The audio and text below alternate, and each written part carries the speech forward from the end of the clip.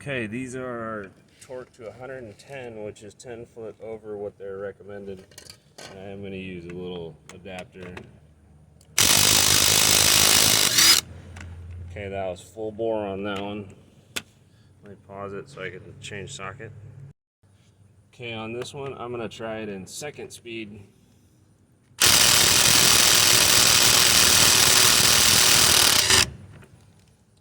No need to even try third, but let's go ahead and do it.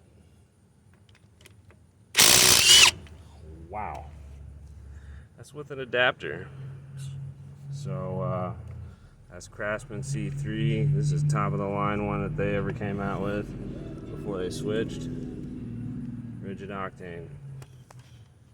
Thank you for watching.